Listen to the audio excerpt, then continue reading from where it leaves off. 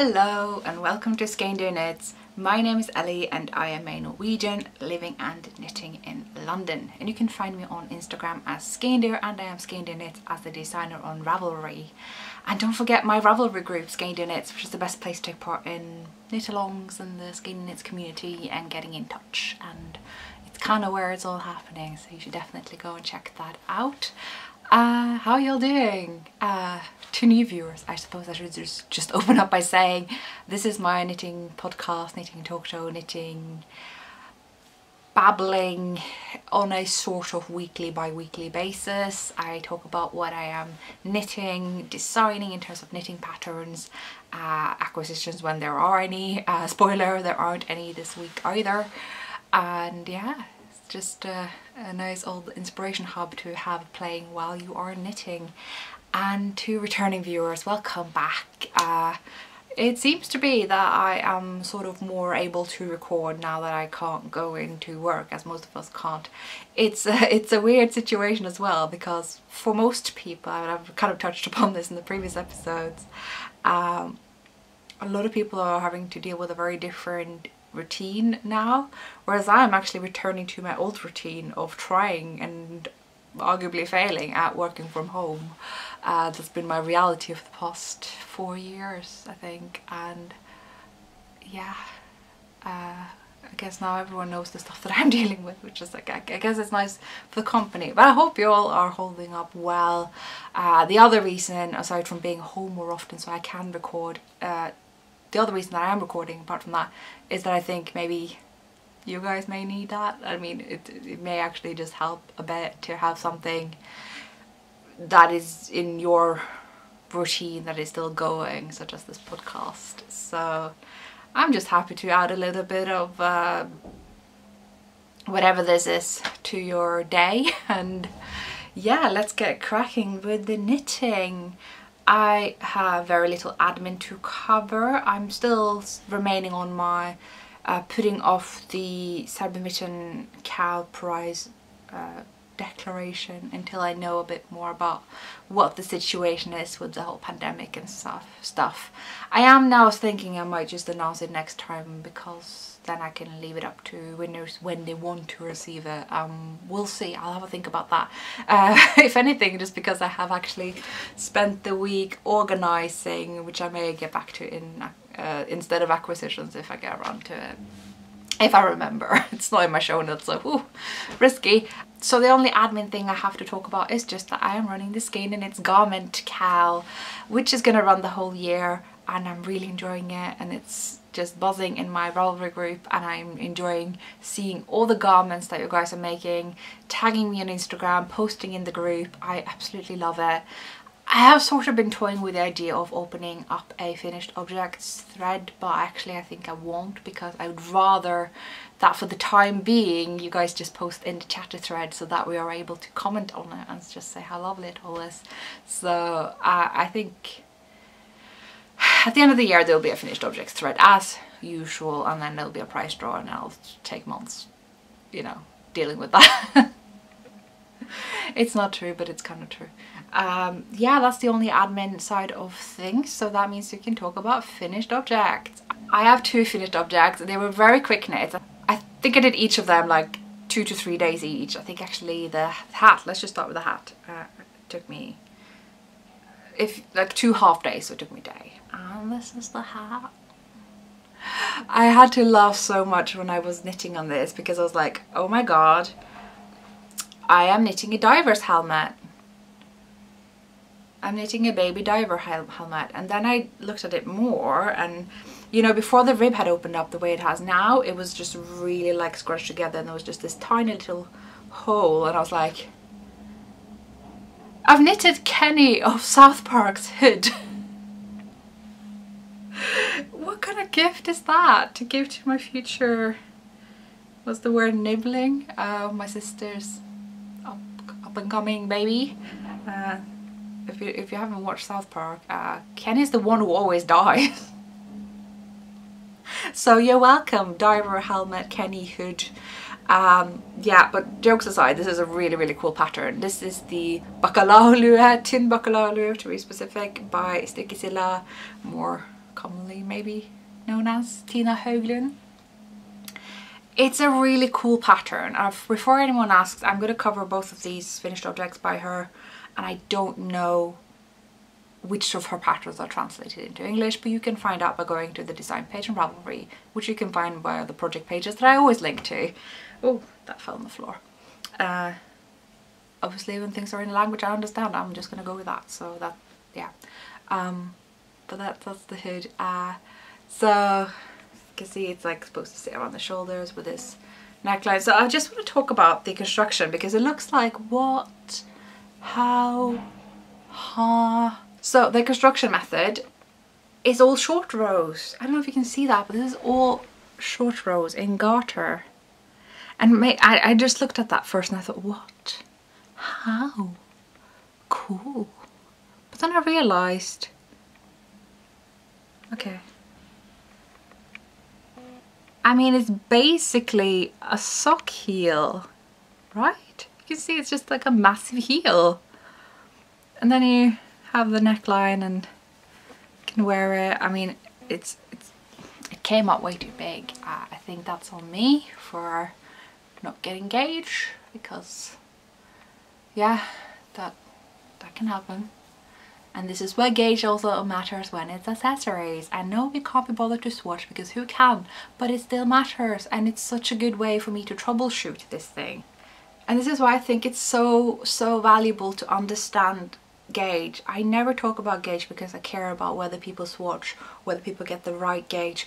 I don't care. I don't care. I'm not here to police people's knitting.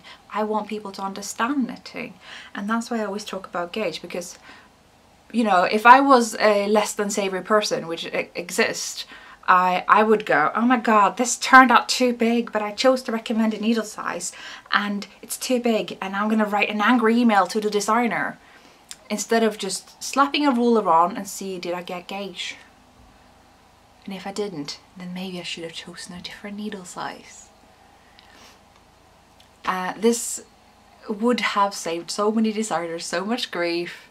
I wasn't going to go on this rant, but I think it's a good place to put it, because it's one of the main reasons that I like to talk about gauge is it's really something every knitter should know, because it would just avoid so many situations.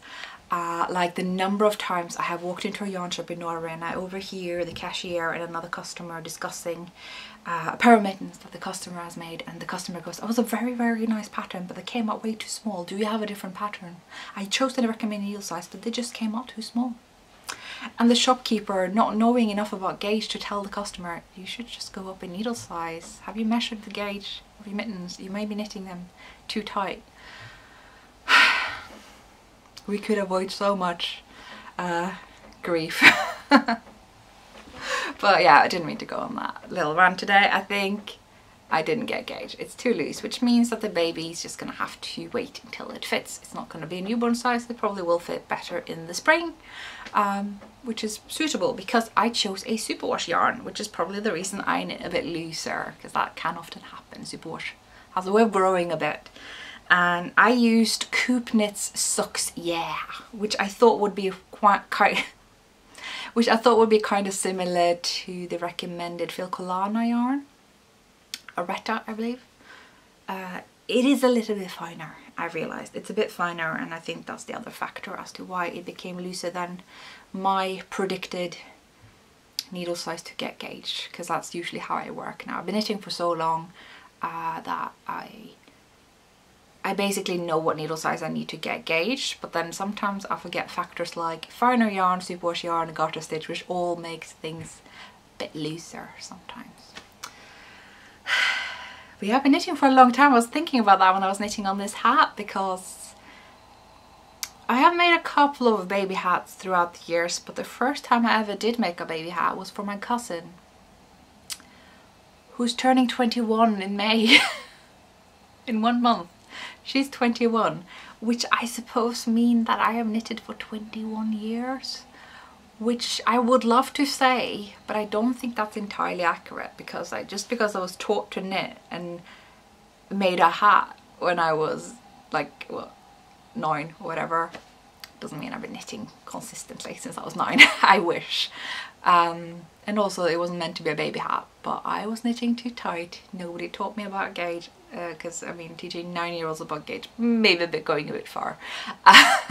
So yeah, this seems to be something that's been following me, I suppose. So hey, cutesy little hat for my sister's baby. Though it may not be used until a year from now, but that's fine. Children and babies kind of wear hats like these all year round in Norway, because you can get a pretty chilly wind in, maybe not the summer, but like maybe if it's a cold summer day, which they don't happen as much as they used to, but you know. Anyway, baby hat in orange. Gigi, I hope you're watching this. It's orange and I really like it. I'm like, orange is probably the colour I work with the least and that I have the least of. And when I make something like this that just pops, I just wonder why. Why don't I work more with orange? So maybe I've been bitten by the Gigi bug. But I did say I had 2 finished objects, and I do. And you guys are going to have to hold on to something, like just clutch your needles or something, because this is so adorable. You thought the hat was cute. This is cute. Are you ready?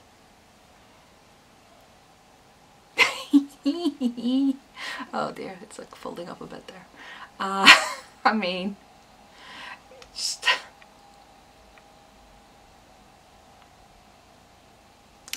This is so cute. I mean, that's redundant to say, isn't it? Sorry if I sound a bit stuffy. Pollen.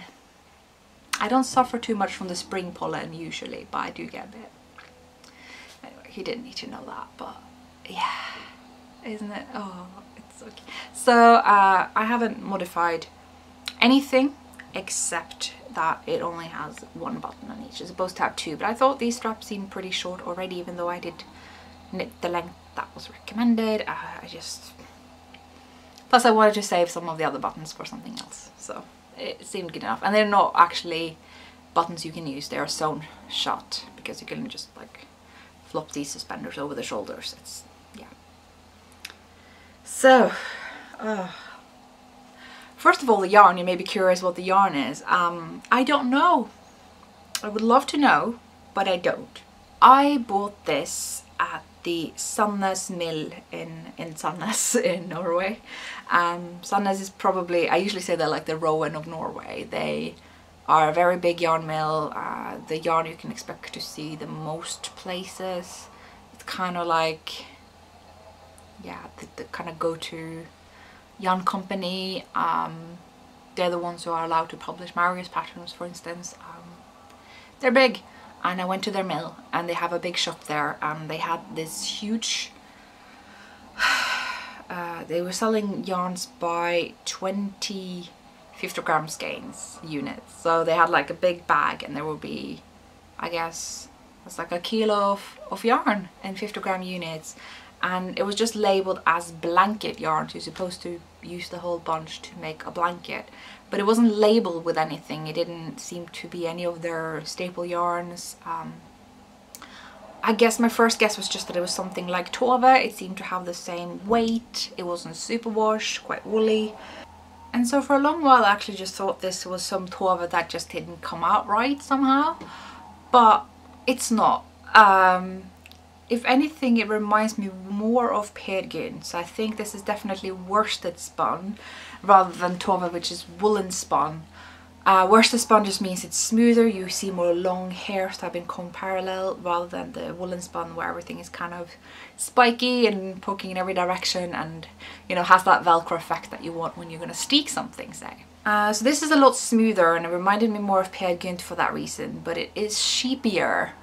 It smells really sheepy. I haven't even put this in water yet, and oof, that's going to smell interesting.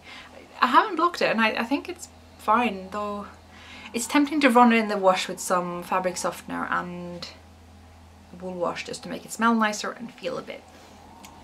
But it's not Peer Gynt either, because it's too fine to be Peer Gynt and it smells too sheepy. Peer Gynt seems a little bit more washed and treated and a bit maybe softer as well. This is, it actually after being knitted up feels softer than it did in the skein, and definitely fine for a baby to wear around their, you know, diaper, and possibly also some tights or whatever babies wear. So yeah, it's a mystery yarn. So just to summarize, I would say it's more like Peer Gynt, but more sheepy, and the weight of Tove. So if anyone knows what that could be, I think this was just a one-off yarn from Sandnes, honestly, which is why they decided to sell it as these blanket units. But I haven't made blankets. I have made these. They're so cute. Oh, they're so cute. And I have been working on a sweater on my knitting machine. You've seen this way ages ago, like probably 2 years ago now, where in trying to learn my knitting machine, which is this old brother, I think it was KH836, but don't quote me on that.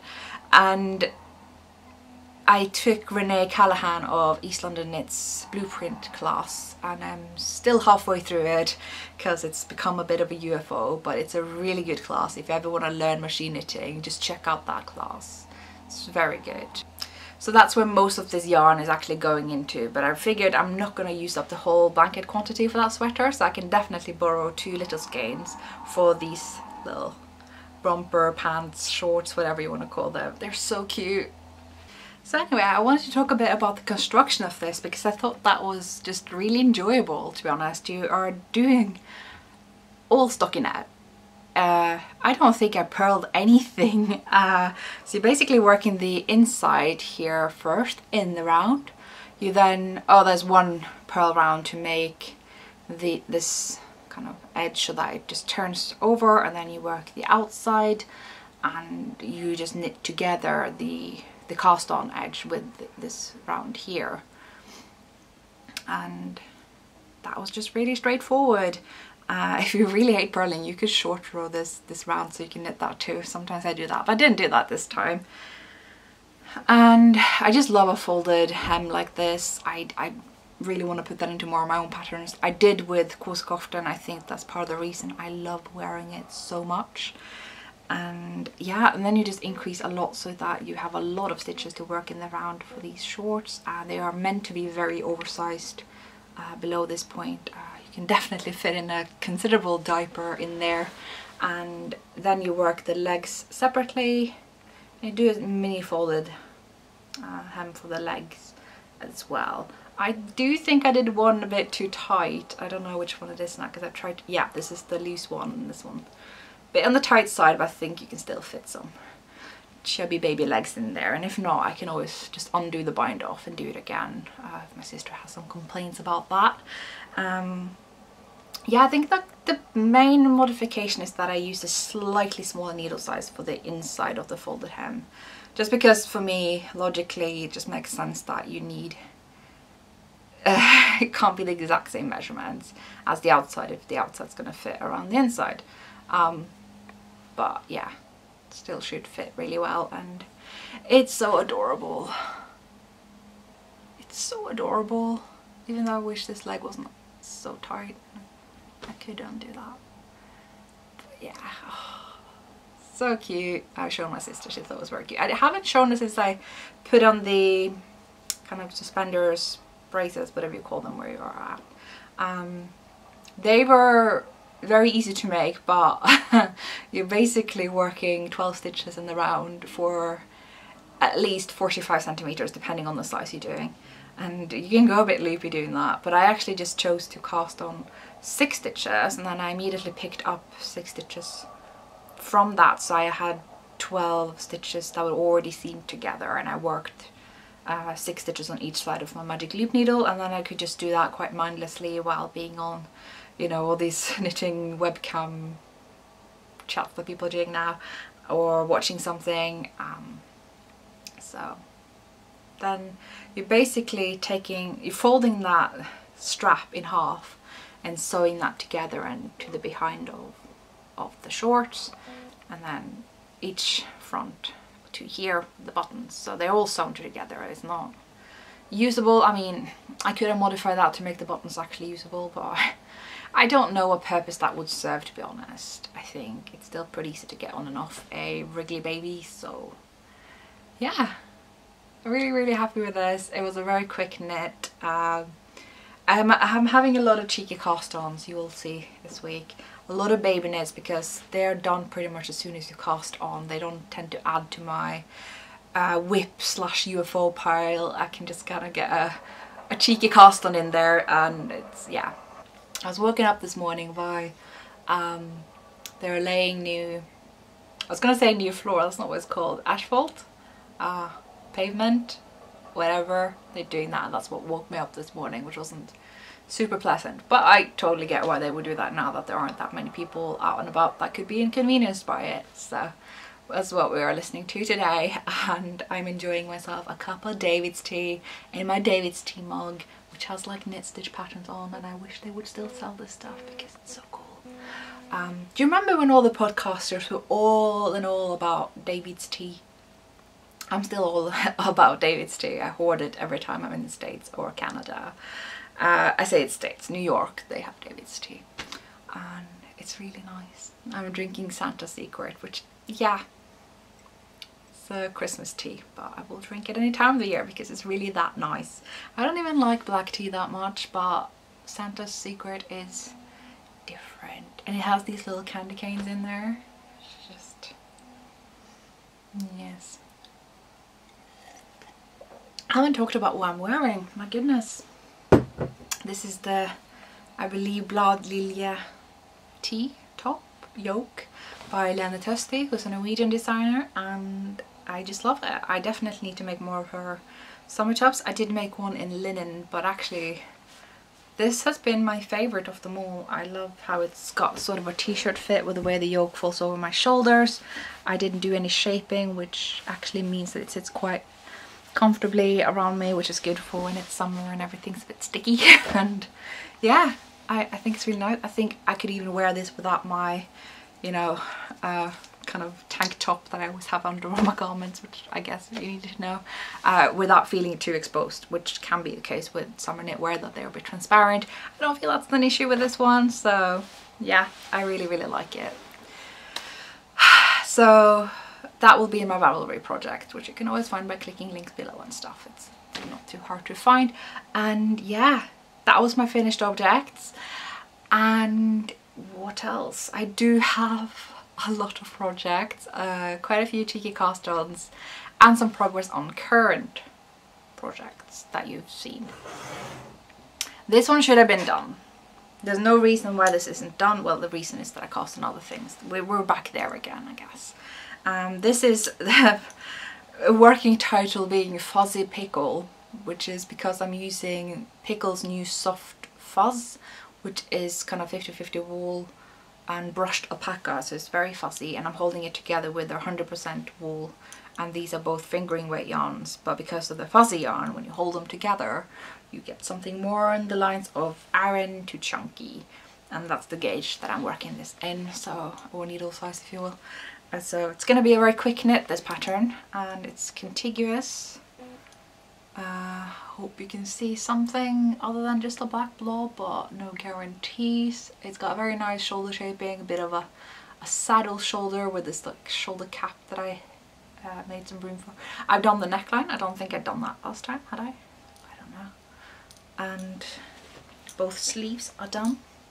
I think that's the latest on this one. And I just put a marker in there. This is like all the, how much,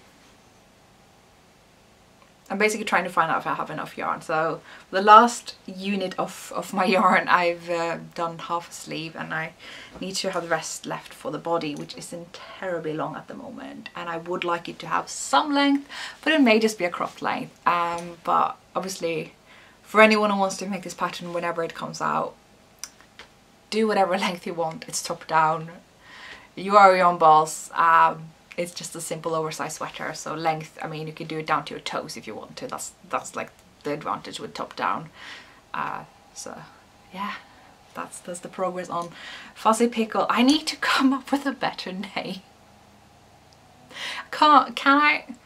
I mean, I already have a pattern called Floof, so you know that's already not exactly on brand, and it hasn't exactly had any consequence, so I could just call it Fuzzy Pickle. which just makes me think of something that's gone off. Or it makes me think of the gherkin, which is right there. I don't know if you know, I can see the gherkin from my window. It's right like behind my tripod. I'm kind of just enjoying the sight of it now because I can't, I mean I can, but I shouldn't go outside so much. And the leaves are coming back on the trees, and when they do I can't see the gherkin because they're trees. So hi gherkin, it's good to see that I'm in London still, even though you wouldn't know by the amount of time that I spent indoors. But I did actually, if anyone's curious, if you do not follow me on Instagram, if you're not on Instagram, I recently took myself on a very pleasant morning walk, just kind of in my part of London. I live fairly centrally, just to be close to my uni, to be honest, and decided to take a walk down to St. Paul's Cathedral and Millennium Bridge, and I took some photos of that and put that on Instagram. So if you want to pop to my Instagram account, I always link to that below, and you can view that in your web browser. And yeah, I just took some really nice photos of London, the way it looks when it's quite empty.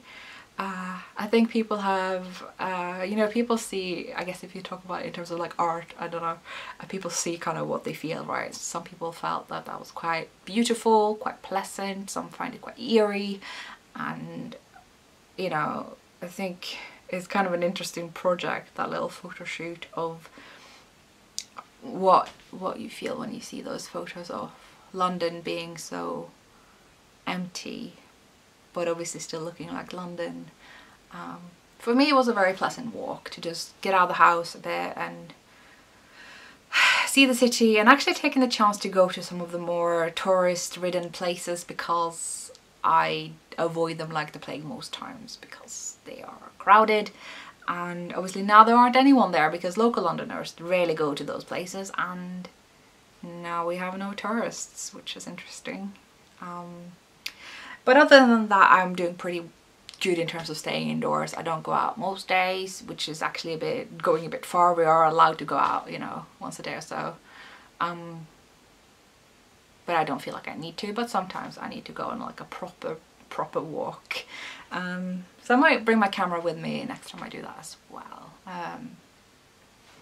I don't know, it's a nice process. It sort of documents the times that we're in. I was talking about all these cheeky baby knits, which I've just all kind of just smushed together in this project bag, and one that I did that I really should have been done with, and I would have been done with if it weren't for this other costume we're going to get to in a bit. As soon as I finished one pair of shorts, I knew I wanted to do another pair, also by Stickisilla, Tina Höglund, and all these baby knits are pretty much hers. She's got really good patterns. Is these trousers. This is Harlequin Buxa, so like Harlequin Trousers, because they got this like really fun kind of, yeah, pattern. They work similarly as the other one. You work the inside hem, you fold it over, and then you work rib instead of stockinette, and you knit that together with a cast on so that you have this double folded hem, but it's also rib, which I thought was really cool. I thought about doing something like that for myself. I was gonna do something like that for a little black skirt, but I abandoned the idea because I found that the rib just didn't behave how I would expect, and yeah, but it actually worked out really nice here.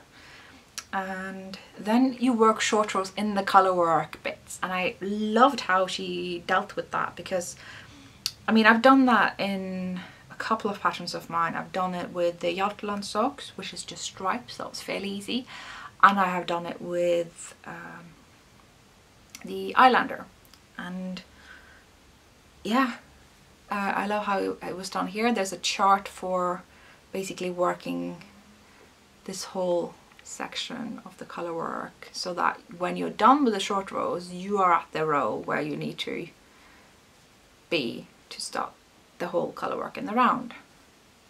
Brilliant. And I don't know like it was luck or whatever, but the way it works out with the second colour, because when you do colour work you obviously have two at least, and when you make a turn I struggle with what to do with the second colour, because you do a double stitch in German short rows with the first one, but the second one I often end up having to do that there as well. But the way the chart works out here, which seems to just be luck almost, is that or just really, really clever designing, obviously, that you'd never really have to do that, because the next stitch over is still going to be beyond where you left off. This is poorly explained, but it just works.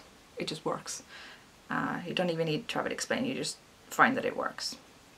I just dropped a lot of stitches because I tend to always put a smaller, these are interchangeable, I always tend to put a smaller needle on my left hand, because that is not the needle size that affects gauge, it's the right hand needle that does that if you knit the way I knit.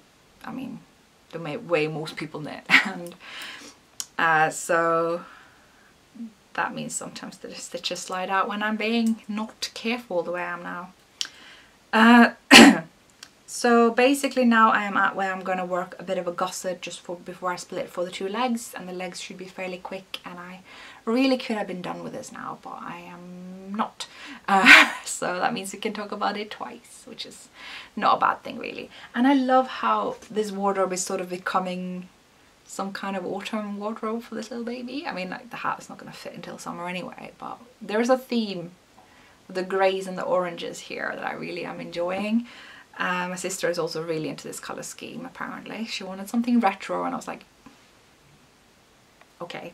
I don't know what that is, but this seems to be something along those lines. And the yarn, I am using Fenrir and PT2. So I got this old grey PT2 here. I don't remember where, I think I worked that into one of those Colourwork Mittens by Turi Seierstad in 2017.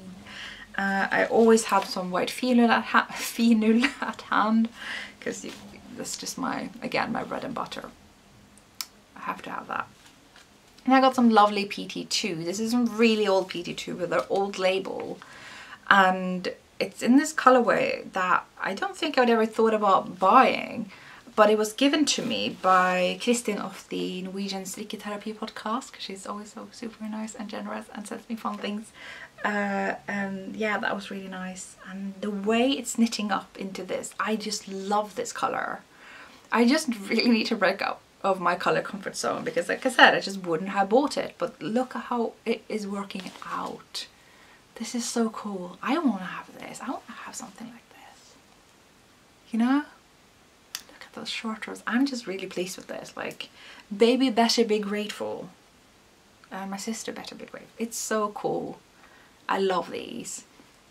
I was a bit bummed at first that this wasn't the same color as the photo in the pattern, because it was a very nice ochre yellow, and I love that color, and I thought, oh, this is not going to be the same. But now that I'm knitting it, I'm like, this is so cool. I think this is really cool. So I shouldn't really be putting this project away. I need to continue on knitting on it and finish it so that it doesn't add to my UFO pile, because now it's gone a bit out of hand. I do want to touch upon this. This was the first thing that I cast on when I heard about the baby. I haven't knitted more on it. It's super cute. It's really cute. And what I have done is sewn on the two top buttons, but I'm having some doubts, guys. I'm not sure that this worked out the way I thought it would. Because the buttons, the way they are attached to the front, actually end up laying kind of at the top of the shoulders, if not that, even a bit at the back. And if you think about baby just laying on their back, it's gonna be really annoying. That's not. And then there doesn't seem to be enough room for the back of the neck either, which I did make shorters to accommodate for, but it's not working out now that I'm looking at it. So I am probably gonna have to... I don't want to abandon it. I think it would be a really cute pattern. I think I need to just rethink whatever's going on above the colour work. I've thought about a lot of different things, whether to abandon this whole section and just make it simple straps. I've thought about maybe just making the back same as the front and just doing these straps a bit longer so they can hook over. Either way, I have a lot of work to redo, which is annoying. I say a lot, this was a really quick knit. It's just annoying to do it twice. But I'm not gonna put out a pattern that isn't gonna be wearable for a baby. I don't have one, so I need to be sure that it's gonna work. So after I'm happy with this, I'm gonna put up a call for test knitters, or at least get in touch with the people I know who knit for babies and have it foolproofed to know that it works, instead of speculating at home, because yeah, it's gotta be good enough, you know. I'm holding myself to annoyingly high standards, but at least that means that you get good patterns. So yeah, that's that. So that's kind of hibernating for a bit now that I'm thinking about how to solve it. Yeah, so what's this cheeky cast on? I wasn't gonna do, I was like, when I finish Fuzzy Pickle, then I get to cast on a garment, because it's been a long time since I cast on a garment for myself. But I was just gonna cast on a little. It all started with me actually having a bit of a spring clean this weekend, which we can talk about at the end. But underneath the pile of things was a knitting machine. And I don't work on it that much, especially because I had taken out the sponge bar. Now I don't know if you know what a sponge bar is, but it's this long bar that your needles rest on. So you got this metal bar, and there's a long sponge glued to it, and the needles kind of bounce off that bar. And you should really replace it every so often, because it needs to have a lot of springiness to it. And when I got the machine secondhand, I thought it still had a lot of springiness to it. It looked pretty good. It didn't look brand new, but it looked pretty good. But I've had issues with the machine that I haven't been able to really narrow down. And so the general advice for knitting machines is just replace the sponge. No harm in replacing the sponge. You should just do it anyway, because a lot of the times the problems come down to sponge. So I did. Back in like November, I ordered a new sponge, and I bought some screwdrivers just to kind of scrape out the old sponge. And I got glue. I lost the glue. I probably binned it by accident. So I had to buy new glue, and then it was just, the whole thing taken apart was just laying there for months until I decided to deal with it the past weekend. And I already had scraped off the sponge, so really all I had to do was glue on the new sponge. It took me a minute. It wasn't even work. It was so easy. There's even a tutorial. It's like the first one that's going to come out if you go on YouTube and search for replace sponge bar. It's a really good one. I just did that and put it back in, and I don't know if it fixed anything, but at least I have a new bouncy sponge bar. So I decided I want to make something. And this is kind of where my hand knitting and machine knitting comes together, because they sometimes do. I've been wanting to make this cardigan for a long time, but the row gauge of the cardigan I just know I'm not gonna get. It's using fingering weight yarn on a fairly tight gauge, yet getting 30 rows per 4 inches or 10 centimeters. I'm just gonna call it row gauge, 30 row gauge. I'm lucky if I get that when I knit as loose as, say, the host cardigan, or using DK weight yarn, because knitting looser and using thicker yarn is usually the thing that means that you have a smaller number in row gauge, meaning you need fewer rows to get a certain length. If I knit with fingering weight yarn to the tight gauge of the pattern, I would have to I would probably get something like 36 rows. That's far off 30. It's very far off. And this cardigan is got this whole main chart that's worked across the back, and I was like, that so much here is just very likely to not work out one way or another for me. So what I decided to do is do a provisional cast on. Now that should be fairly straightforward, but I sometimes find that when I knit from a provisional cast on, the gauge is a bit off, and then I have to work in a few rounds before it actually looks right. So I'm basically gonna have to knit a lot of rounds with more than 200 stitches just to frog it again. So, as you can probably guess what I did it on the machine. The machine doesn't have enough needles on the main bed to do it, so I did it in two. So I did half once where I did a provisional cast on the machine, did a couple of rows, and just took it off the machine and put my needle through all the stitches. I used Whole Super Soft, which is fairly sticky, so it didn't unravel or anything. And I did that twice. I did another provisional cast on, did a couple of rows, and took it off the machine and hooked the same needle through. So I had the number of stitches I needed for the circumference of the body, of the cardigan, and then I could just knit straight from the pattern. I did 2 rounds of stockinette because I figured I'm gonna want that for the transition between the chart and the rib that I will be doing top down instead of bottom up. So this is my solution. It's a very long-winded story to say. I'll be working the color work from waist up till it's done. Then I will know the length of the total garment and work rib from the provisional cast on down and have the length that I want. Could I just done the provisional cast on by hand?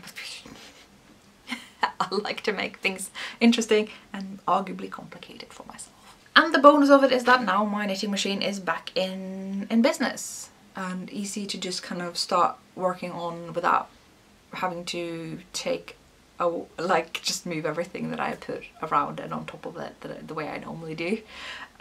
So you're probably curious to know, what is this project that had such an elaborate beginning? So the excuse that I had was just to do the provisional cast on while I had time with the machine, and it was weekend, and you know. But then once you've done the cast on, you kind of have to keep going, right?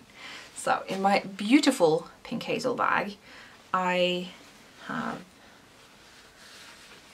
gone pretty far. I've been binge watching The Expanse. The Expanse? The Expanse? The Expanse. I don't know what accent to say that in, but it's an amazing sci-fi show on Amazon Prime. It used to be on Sci-Fi, and it's so good. I already watched it once and I watched it twice. It's brilliant, and you can just sit and watch it all day, every day, and get through a lot of colour work, and this is what I got through. So you may recognise the pattern. This is Fin Julekofte by Tori Seierstad. It's a Christmas cardigan worked in Sølje. This is the pelt wool, the fingering weight pelt wool by Hillesvåg. Behind me somewhere here we have Tinde, which is more the DK weight version, and I'm holding it here. I'm knitting it with Vilje, which is the kind of lamb's wool equivalent that you can use with lighter colour together with Sølje, because Sølje is dyed on the grey wool, which is darker and more heathered, and it just means that it pops more. So I'm gonna have to get a bit closer, and you can see the provisional cast on here. This is this kind of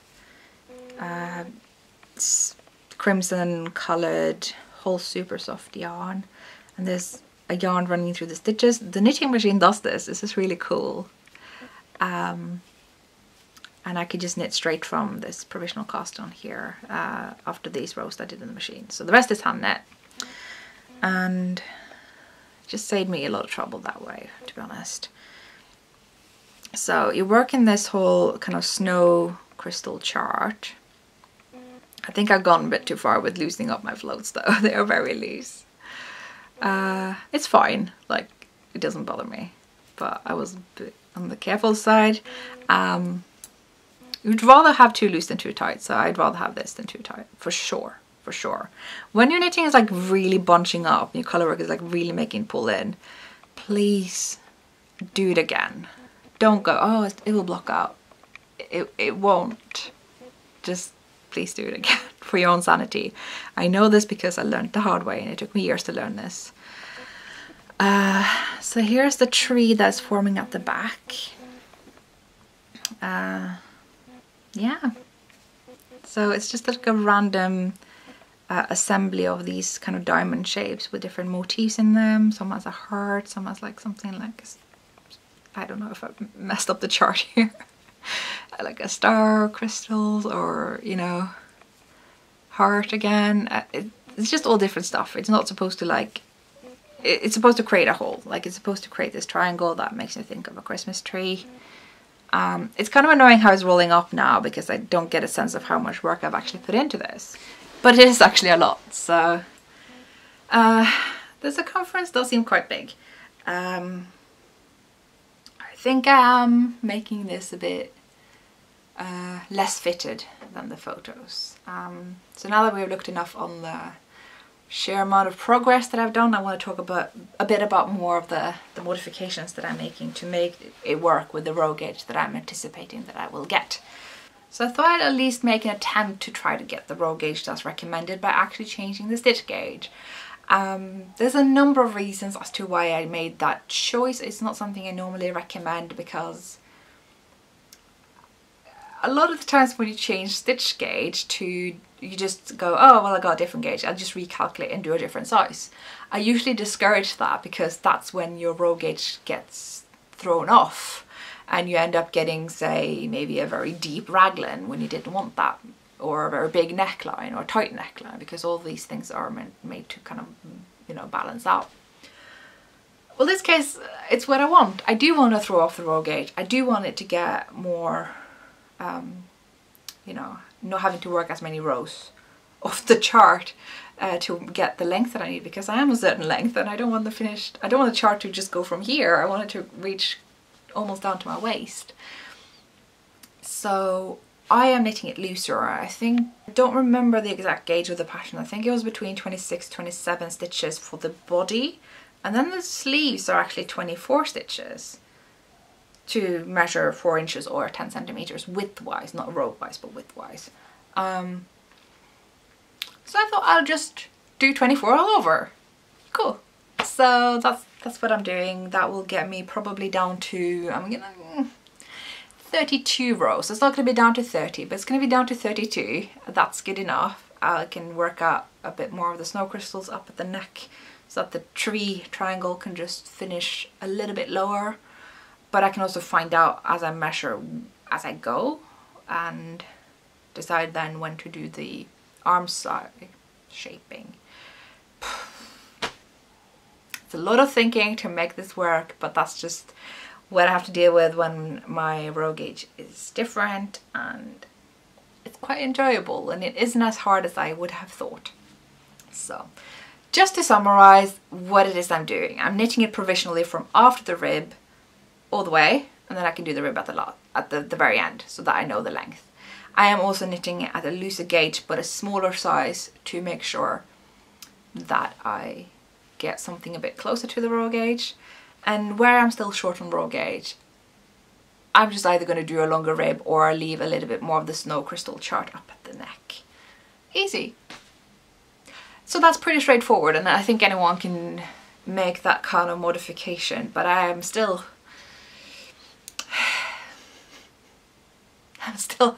done more. I have basically changed the arm side entirely because I just found that I wanted to be a bit more spacious around the bust and all of me.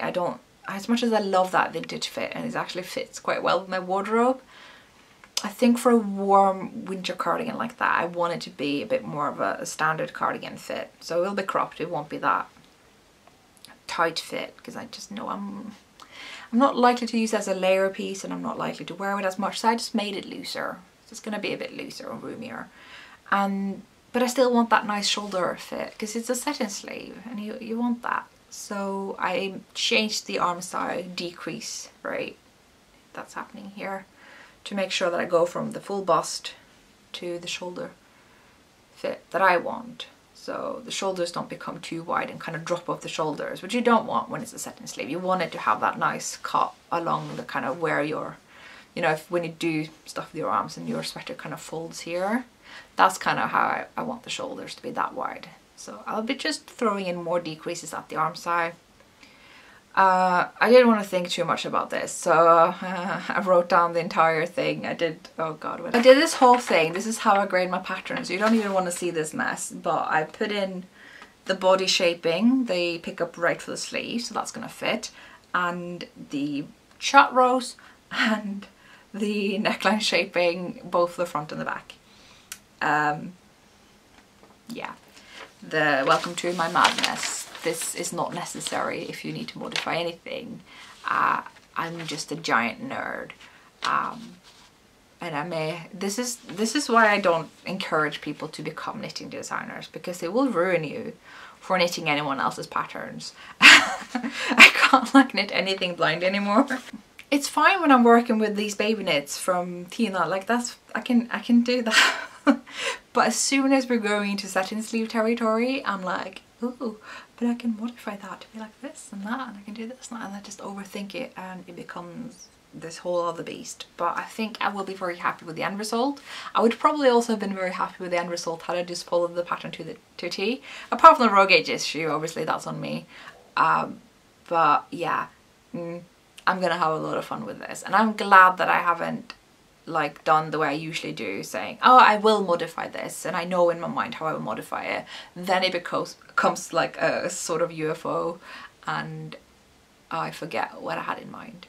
This time I've written it all down. I understand the system because it's how I grade my patterns, and I can always pick that up and do that later. So if I lose my Christmas knitting mojo now that summer's coming, I can always pick that up closer to Christmas and know where I was at and what I was thinking.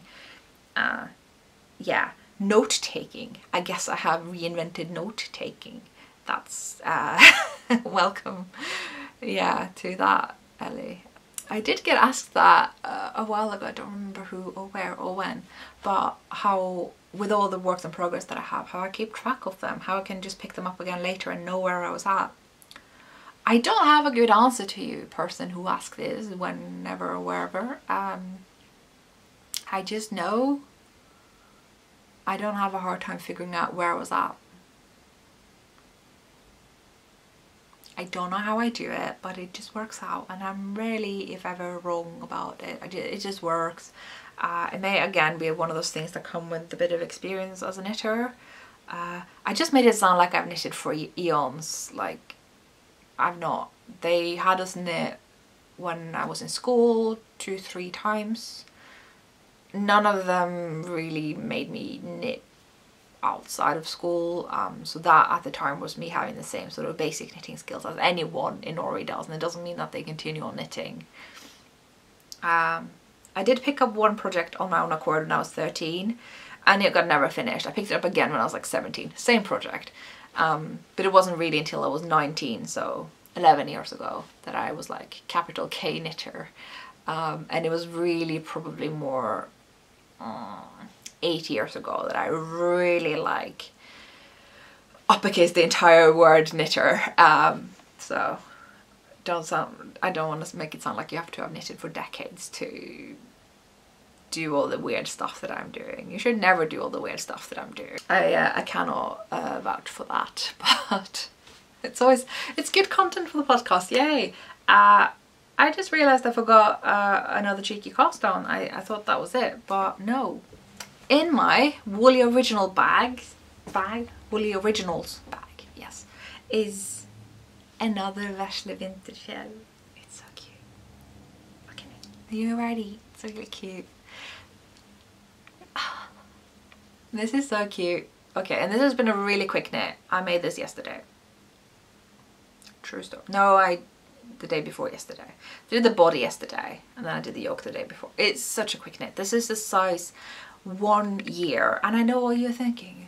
You're probably not thinking that, but some of you may be thinking, but the pattern doesn't go down to 1 year, it goes down to 2 years. Yes, but I am introducing more sizes. Haha. So those of you who already bought the pattern will be getting an update fairly soon, where I will be adding the 2 new sizes and the slightly improved yoke shaping. I showed off this last time. This is the Vesle Vinterfjell cardigan. That's going to be a brand new pattern. I was really pleased with the shoulder shaping and everything. This is a size half year. Yeah, up to half years. You can probably have a 3-month-old wear it. But I thought the shoulder still looked a little bit, you know, a bit buff, I think was the word I was chosen. It still could be a little bit less, right? So I just did that. Right? That would be more true to, say, half a year. So I'm gonna still give this to my sister, I don't care. She's just gonna have to deal. So I reworked the yoke again, and this I am really, really pleased with. I basically took out 2 repeats of the main chart, and it's perfect. It's still more repeats than the current pattern, but it's just 2 less than the maximum that I just tried the first time. So now we found the middle ground. I really like it. It will, once it's blocked, it's gonna open up a bit more and look a bit more like this. This is just a sweater. You can see this, yeah, this is the back with the short rows, and I'm just working down the body, gonna do a bit of rib, do the sleeves. It will be done. Quick ordeal. But yeah, so that means I'll be publishing the cardigan with sizes from half a year to 12 years, and I will be updating the sweater pattern for those of you who currently have it, and everyone who will buy in the future, from half a year to 12 years. I talked a bit about yesterday the kind of issues around having separate patterns for cardigans and sweaters. My argument is that whilst it may be the same design and sizing, grading, it's a completely different write-up. I'm doing a lot of different things in the write-up between these two.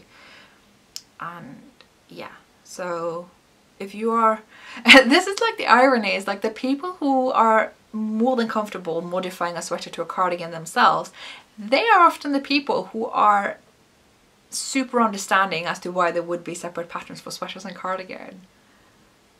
I find that very interesting and cool.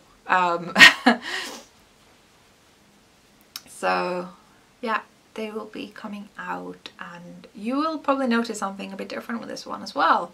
I'm only using 2 colors. So the classic Vinterfjell has 3, 2 shades of blue, and then this ice blue that looks white. I thought it was actually a bit of a mistake. After I'd done the first bit of blue up here, I realized, oh, this is not going to work, because I thought the next color I would use would be white, but then I'd have to use white on top of the main ice blue background here, and that wouldn't show, right? Because that's what you do here. You take the same main color here and use the contrast from here. It didn't. So I thought, let's see if we can do a 2 color version. And you totally can. And so yeah, they come up a bit differently. This one looks a bit more flat, this one pops a bit more, but I quite like it. It's a different aesthetic, it's a different look, but depending on what you prefer. I've been debating whether to include an appendix chart for this, but it is the same chart. It's just that you work the colors differently than directed. So I don't know if you need a separate chart for that, but I'm happy to hear what you think. But I really do think people can do without. But if I can include that in the update. So yeah, that's the progress on that. So it's a lot of baby knits happening for the up and coming family member. Very exciting. And yeah, that leaves me to one last project, which I almost regret telling you guys about, because you guys were so enthusiastic about this pattern, and I am not planning on having it come out anytime soon.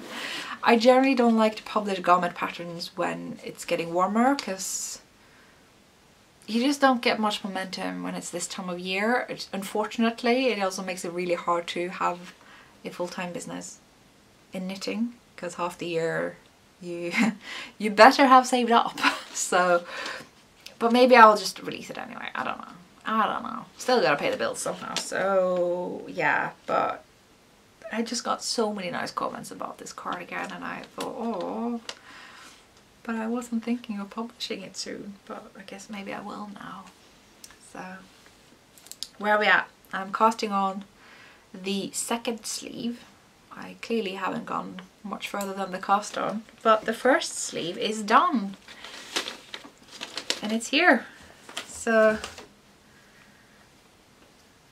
yeah, I love the kind of comfortable fit. It just again means that it can be worked as a layering piece. A lot of times you see these gorgeous designs on Ravelry in the photos, and they're quite tight, and that looks really good. But is that what I'm gonna wear? Well, no, I'm gonna be wearing this as a jacket. I'm not gonna be wearing this and then a bra underneath. I'm gonna have layers underneath. So I wanna make sure that it has a bit of just wriggle room. So that's the sleeve. I'm using Fenul by Roma. This is their new heathered red, which is like dyed on this heathered yarn. Oh, it's just really nice. It's a really nice red. Could be less orange than mine is, but you know what? I'm opening up to orange. I'm embracing that. For those of you who do not remember the cardigan, I will show you. I don't have that many regrets about showing, so I haven't made much progress on this since last time. But this is where it's at. This is where the steek is and the chart on each side, and this is the chart on its own at the back. I say chart, the motif, the pattern, what have you. Yeah, I don't know if that focused, but yeah, gotta work on this a lot longer still. It's a good thing it's very memorizable. But I'm sure some are again wondering why is she doing the sleeves bottom up? Because I did say something previously that I was kind of sort of working it in a similar way to Host. And Host, you will remember, was worked bottom up, and then you pick up the sleeves around the armhole, the arm side, and work short rows until you have a sleeve cap that you work bottom top down. I am experimenting with this one. I know, wild. So I want to try the same shape but completely bottom up. I don't know how that's gonna work, but what it will do is take out 2 steeks. I had 4 steeks in the Host cardigan. I don't mind, but I can see maybe something that 1 steek is enough, you know, for the front, and then yeah. I probably also will include the neckline steek just a bit, because you're still going to be working. It's complicated. I don't know. But I want to take out the armhole steeks and see if we can work the whole thing in the round. Because that will open up a lot of opportunities for me in terms of, you know, future colourwork patterns, things like that. So I'm experimenting, we'll see how it goes, but if it doesn't work, I will just frog down to the bottom up and I will finish up the sweater with steeks, do the sleeve cap, and just graft on the sleeves that are already done. That's my backup plan if this doesn't work, but hopefully it works. I like to experiment a bit with these designs and come up with something new and cool. Oh, and I forgot to say that this lives in my plystre bag that came with my rucksack. And did I forget anything else? I don't think so. I didn't talk about the yarn that I did the Vesle Vinterfjell in. I am using Navia Duo because that's some of my oldest stash, and I'm trying to work a bit from the back catalogue of the stash. Yeah, so I've been doing a bit of a spring clean. It's probably the most boring part I could finish off the podcast, which I'm not going to spend too long talking about it, but it just felt good. I've talked about in the past how London is just notorious for all its clothes moths, and we had the first warm day on, was it Saturday? And oh, Sunday, I don't remember. Every day is Sunday now, right?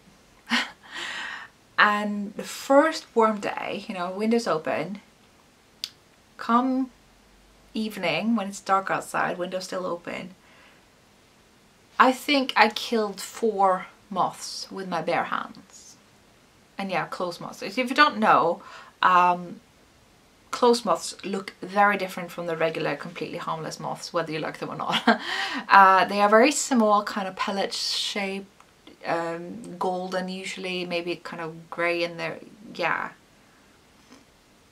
They are not like those sort of triangle shapes that you may think of as moths. They are very different looking. You probably mistake them for flies or something, but they're usually quite golden. So I figured the best thing I could do was just to clean out everything, because here's the way that moths work is the flying moths are completely harmless in and of themselves. They're annoying, sure, they're bugs, but it's when they lay eggs and their larvae, they are the ones that eat yarn. and they will eat yarn in order of how luxurious it is. So they will have your silks and cashmere first, and then they'll go for your wools, and then they will go for your cottons, and then they will eat your acrylic and dye, but they'll still eat it and ruin it. So what are you gonna do? And also, this is the other thing. I'm sure some may think that, well, isn't it kind of weird? You've got all this wool around, you've got all the cones up there and your woolly blankets, and I can pretty much guarantee you that the moths are not going to lay their eggs there, because that's out in the open. I don't expect moths to be around my cones because they are, yeah, out in the open. If my cones were in a cupboard or in a box or in a corner or something, then I would expect moths to lay eggs there and eat up my cones of yarn. I don't just keep traffic cones around. So that's my thinking in terms of protecting my yarn, is wrap up the projects that are not currently in use and packed away, wrap up all my yarn, which I've been doing for years and years and years. So all my yarn I'm pretty confident is safe, and it's in vacuum bags. I just get those very simple ones from Packmate that I just roll up and you just sit on them and the air goes out. You can also get some that you can get the vacuum to suck out the air, and they're a bit better, and I don't know why I don't get those, because now I have a really nice vacuum cleaner that made the whole spring cleaning process a lot easier. So that's usually the main advice for keeping things moth safe, is keep your house clean and dust free. So that was my big project this weekend, to get like under my bed and behind furniture and like be a proper thorough clean, and not just the usual weekend go over the floor kind of thing. Just really make sure to get as much dust out of the way, because I mean, this is gonna sound gross unless you're a moth, but the like ideal moth egg hub is a place with animal fiber, bit of food remains like crumbs and stuff, and human, like, say, I don't know what to call it, like skin waste, like skin dandruff and like sweat. So say if you worn a woolly sweater and you put it away somewhere instead of washing it, they're gonna love that. If you got some breadcrumbs on that and a bit of yourself. Yeah, so you want to make sure things are clean out, you know, the carpets is where I hate carpets. And all my woolly wares, which are now stacked in a big pile on a chair, I'm going to be eventually putting into separate vacuum bags, and I'm expecting some IKEA delivery for some boxes that I can put under my bed, and they will be safely protected there. So that's like how I stay safe from moths, because they are around. They come from your neighbour's flat, you know, they don't need to fly far to come in. They definitely come in through my window. I've had people in the past tell me that that's not how it works, but that's absolutely how it works here, because I got mosquito nets. I am expecting more mosquito nets now because the ones from last year broke. And when they're up and it's dark outside, windows open, and I have the lights on inside, I see them on the other side of the net. They're definitely coming from the outside, which is reassuring that they're not coming from here, because I have pretty good overview of my yarn and fibre and my personal clothes as well. I did also get organised in terms of my own wardrobe. I just include the clip I put up on Instagram here because I thought it was really clever. So I basically have a lot of tote bags. I've talked about that before, and I have way more tote bags than anyone could ever need. And it's not like I can just, oh, I just use them as project bags, because I have also a lot of project bags. So I have basically decided that I can actually use them for a lot of other storage things. Again, I have more than I need for, you know, groceries, and also I need plastic bags for groceries because I need to take out the trash and something. Still, like, no matter what you can do with tote bags, I still have more left, and I still do. But what I did do, and I will show you, I'll just grab random ones from my tote bag stash. This one happens to be a La Bien-Aimée bag. I folded double so that it's a bit sturdier and you get the handles out of the way. And I put whatever I want to have inside them. This is half of my project bags that I'm not currently using. Yeah, some pink hazel in here. There's this really nice, I forgot who made these, but I think it's like Harry's tweed or something. It's like a really nice tweed. Bags my mum made me. So a lot of bags. Even since I have you know, been putting my bags in here, I've been grabbing some out when I've cast on new things. So it's just good to have this nearby in a way that is a lot more contained than before, because before it was just in a stack that would just topple over and fall out when I would open my wardrobe door. So this is like, yeah, pretty cool way to have it organized.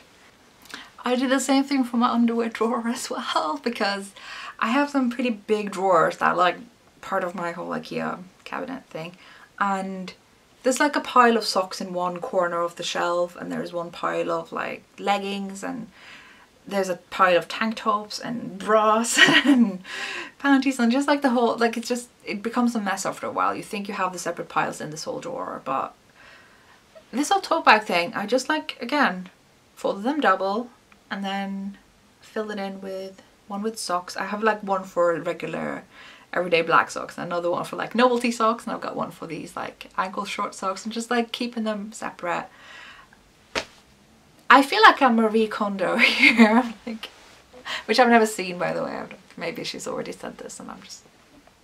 It's nice to come up with these organizing ideas to keep things more tidy, have a bit more like just overview of life stuff, and because it's when I do that I feel like I'm also keeping the moths at bay. I know, you know, the status of where I have things that they could potentially be chewing on, and if I keep all those things in motion and clear and, you know, just shaking things out every once in a while, that's usually when you can keep the moths away, in addition to keeping things clean. So what am I doing with the wool, aside from, you know, making sure it's carefully wrapped up, that I'm wrapping up the garments that I don't use over the summer?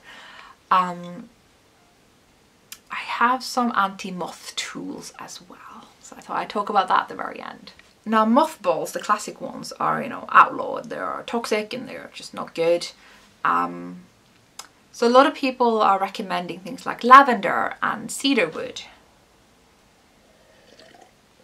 which is all well and nice, but the cedarwood you have to continuously file down to make it emit the scent that the moths don't like.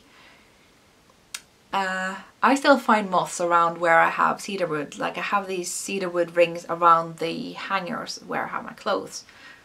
I still find moths on my moth traps that I also keep, which I'll get back to. So I don't know how effective they are. Now, when it comes to lavender, I've decided that's completely ineffective.